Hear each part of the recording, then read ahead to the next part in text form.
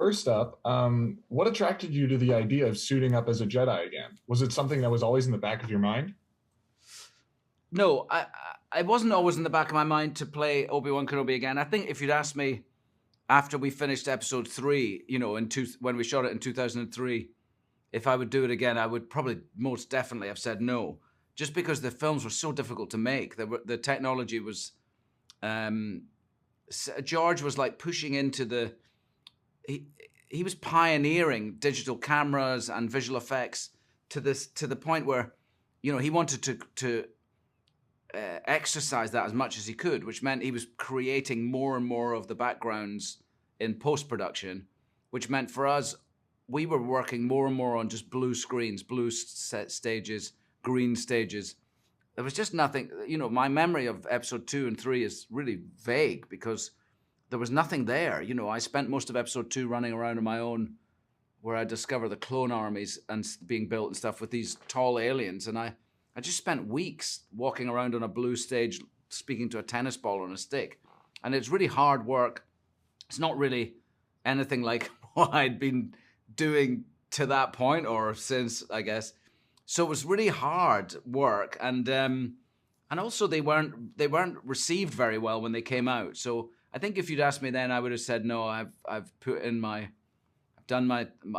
part with the Star, and I was really happy to be part of the Star Wars world and its legend. I really mean that. I was very privileged to be able to do that and have this link between me and such a great actor as Alec Guinness. Then I guess what happened was I kept getting asked in interviews, would I do it again? Would I do it again? And there was a period of time where every interview I did ended with the same 2 questions. Would you do the sequel to Trainspotting? And would you play Obi-Wan Kenobi again? And I started thinking about it. And I started thinking, well, there must be actually a good story to tell between episode 3 and 4. And I also started feeling this warmth for the films that we made from the people we made them for. The young people who loved the films when they came out. We didn't really hear their voice at the time, because there was no social media or anything. We just heard the critics' voice, and the critics were pretty negative about them. But the warmth that I've realized there is for those original films started to make its way to me, and I felt good about it. And I thought, well, actually, as an acting challenge to play the young Alec Guinness again, but not quite so young this time, would be interesting, and in a very different place, to the character to be in a very different, broken, faithless place would be a kind of cool exercise. Awesome. And in terms of time and place, where do we find Obi-Wan at the beginning of the story? Well, at the beginning of the series, I guess it's about 10 years. They're saying 10 years. I think it's less than that.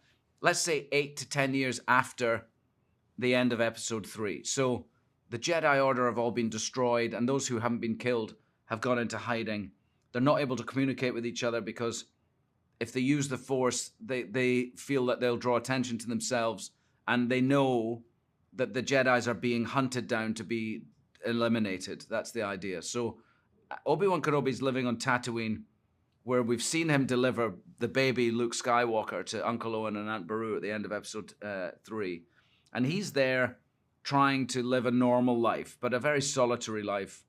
He's lonely, and the only responsibility he has left from his old life as a Jedi is to keep an eye over Luke Skywalker, which he does from a distance. Uncle Owen's made it very clear that he doesn't want him around, and it feels like he might draw attention to the child, to Luke, and therefore put him in danger. And so Obi-Wan's treading this delicate path of wanting to feel responsible for to keep an eye out for his safety, but at the same time not drawing attention to him.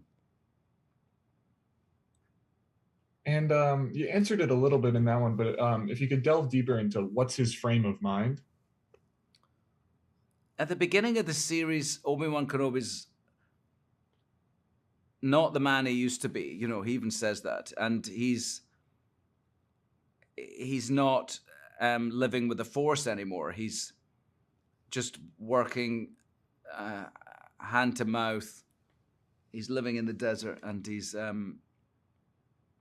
pretty sad. He's lost all his friends, isn't he? And he also is carrying this huge weight that this guilt, maybe, if you like, that he lost Anakin to the dark side, and he feels responsible for that. And you had 6 episodes to devote to his arc. How did that time allow you to explore the character as an actor? It was great to have so much time. It was when we started talking about making Obi-Wan Kenobi, it was going to be a movie, and that was going to be cool. But we have like now 6 hours in which to tell this story, and it makes, I don't know, I really liked it. I didn't feel like it was a lesser thing than a movie. I think those days are gone, aren't they, really? The TV show just gives us longer to explore Obi-Wan's. I always thought what was interesting was to tell a story about a man who's lost his faith, and how does he get it back? How does he get that back? And that's what we had this 6-hour span to do, and it's very satisfying. Also, I have to say, the whole experience was amazing because I got to work with Deborah Chow, who I really, really respect as a director. And because she was able to direct all of the episodes, it was like making a 6-hour-long movie. That for all of us, that's what it felt like. And a lot of the crew on this series grew up with the prequels. How was it working with people who grew up with you as their go-to Obi-Wan and realizing that there's a huge fan base out there for the prequels? Yeah, over the last 10, 6, 7 years, I guess, I've really started feeling the warmth there is for the prequels. When they came out, there was no social media, there was no avenue to hear the audience's reactions, really, and I've never really gone out to look for that. I've never done that with any of my work. So all I heard was the sort of negative critic's voice, which, they decided not to like them very much. I always thought that we did something very interesting.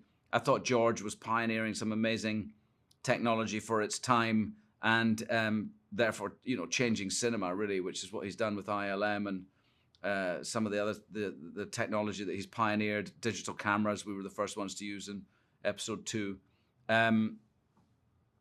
But he was also trying to do something different. He wasn't trying to remake the original 70s movies. That he was not doing that. That he was trying, and I think the critics just didn't really see it, and they didn't like them. So over the last wee while, now that that young generation who we made the films for have become people that come up to me and say, let me know what they meant to them, and that our prequels were their Star Wars films, in the same way that the Alec Guinness, Carrie Fisher movies were mine. It's really been a lovely experience. It's nice to feel that warmth for them. What was your reaction when you got the part, and why did you want to be part of Star Wars? My reaction when I got the part was pure shock and awe. I wasn't even able to get any other words out, but okay, cool. Just on a Zoom with Deborah Chow. I actually thought I would be auditioning again, but yeah, I was super overwhelmed too. Like, I know how large Star Wars is and how much it means to so many people, and so coveted. Exactly. So yeah. All right, now tell us a little bit about Riva and the Inquisitors. So a little about Riva. She is dangerous, deadly, fierce. She's a Jedi hunter, an Inquisitor. One of 4 total, all subordinates of Darth Vader, and they all have their own ways of doing things. And she is serious about her job, and she'll do whatever she has to get the job done. And how did it feel to put on that costume for the first time? Did you feel empowered as Riva? I did. Actually, the costume does a lot of work for you. So putting on the costume for the first time, it just makes you stand a certain way. And also, like, I found myself being really, like, misty at it. I was like, wow, like, I'm wearing a cape. It's crazy. That's great. Yeah. How did director Deborah Chow help you define Riva? Deborah Chow, our director, was really great about inviting me into the process of working on and developing who Riva would be. I think it would have been very easy for her to be like, "Yeah, I want to hear your thoughts," but like, shh, But she really cared about what I cared about, and so step by step and piece by piece is how Riva got her braids and sort of just the way in which we did certain things that people will see later in the series. And I'm actually really grateful for Deborah for being a safe place on this. And speaking of Deborah, what kind of set did she have, and how is it working with her and the crew? I always say that, the way a set works and feels is a top-down situation, and she leads gracefully, free of ego, and very happy to be there. And she spends so much time, you know what I mean, leading by example around the clock. Even now, as we get closer to it, there are things, that she still has to be in on along the way. And she always shows up. She always shows up her best self, willing to give, and you just want to rise and meet her where she is all the time. And tell us about working with Ewan McGregor. Working with Ewan McGregor is like super wild. And he's just so gracious and a wonderful human being. He really leads by example as well. He's been doing this a long time. And we only get to do what we're doing today because of the foundation that he laid nearly 20 years ago.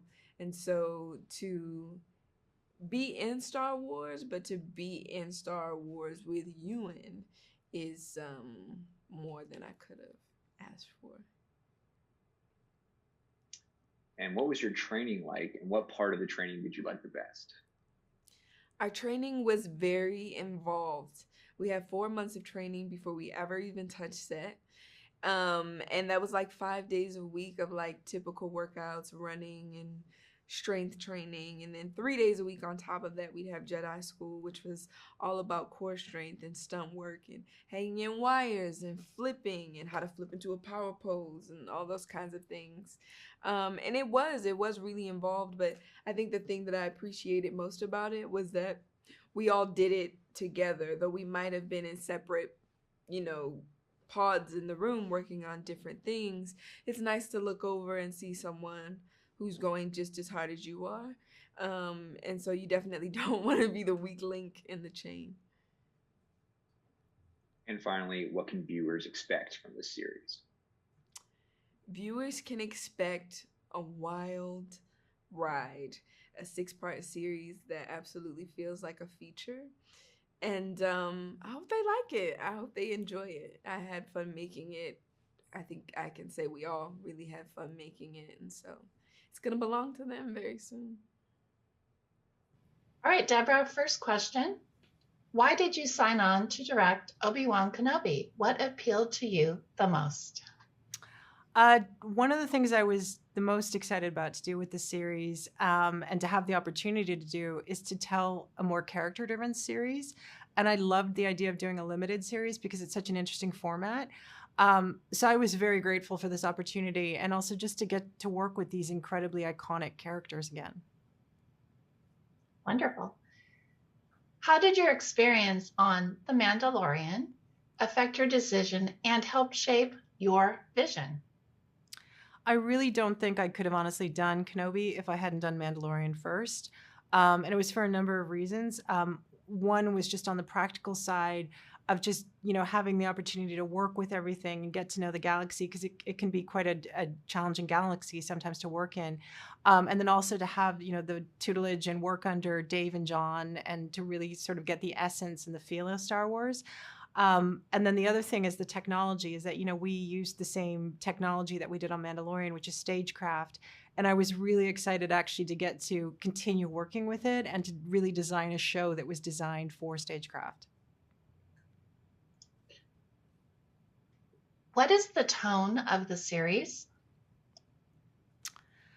The tone that we were going for, I would say is probably closest in many ways to kind of sort of almost more like one of the poetic westerns, where, you know, if Mandalorian was more sort of a classic western, for me, I was thinking of things like The Proposition or Assassination of Jesse James, where, you know, you do have the tropes of the genre, but there's a very strong emotional core and a very strong character side to the journey. How would you describe the visual style and working with director of photography, Chung Hoon Chung? I truly loved working with Chung Hoon, and he was such a great partner throughout this. You know, and I think with the visual style, you know, the reference for me with Star Wars is always going back to Westerns and samurai films, and there's such a strong correlation, particularly with samurai films, so I always look back at Kurosawa quite a lot. And I think one of the things I love about that is that there's such a strength and a simplicity to the storytelling, and it's largely visual. And I think Star Wars always feels like it really benefits in that mode of storytelling. And then I think another thing that we were really trying to do is, you know, when you go to a new planet, such as Dayu or somewhere like that, you really have an opportunity visually to create a new world and to have a different style even in that planet. So that's something that Chung Hoon and I were really trying to do throughout the series. You directed all the episodes. As a director, what was the advantage of that, and what were the challenges? I was so grateful, honestly, to be able to do the whole series. And it was incredibly exciting, especially with something like this, where you're telling a limited series, which is one big story. And it's just, you have the opportunity, obviously, to take the vision right from the very beginning all the way to the end. And it's also such a great experience to work with the actors and to be there for every single nuance and the character development throughout the whole thing. So for me, it was such a benefit, and I was so grateful to be able to have that opportunity. What was it like working with Ewan McGregor and Hayden Christensen, who returned to their roles?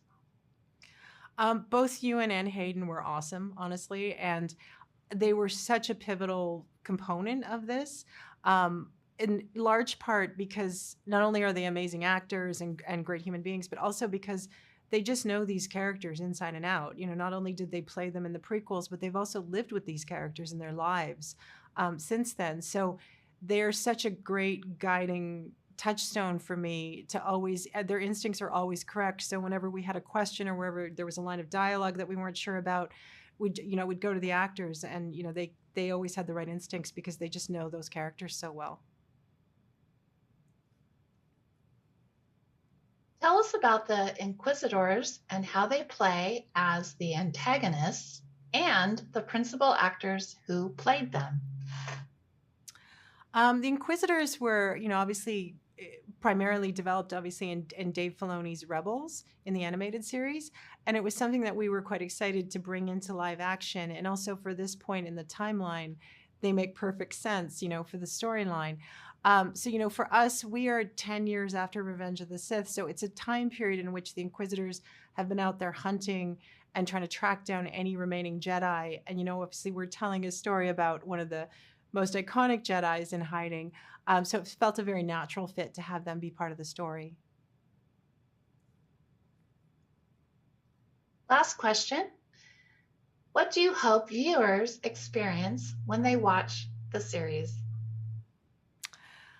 I think my hopes for the series is that, you know, that people feel that we really connected to these characters in a way. And, you know, I think one of the things that we were trying to do by doing a character-driven series was to really have it feel very emotional on this journey and to really connect to Ewan's character in a real way. So I would love the audience to have that experience, to feel like they're really connecting to him emotionally throughout the series. Thanks for watching. Make sure to like and comment on the video if you enjoyed it. Subscribe to the channel and hit the notification bell to be notified when new videos are released.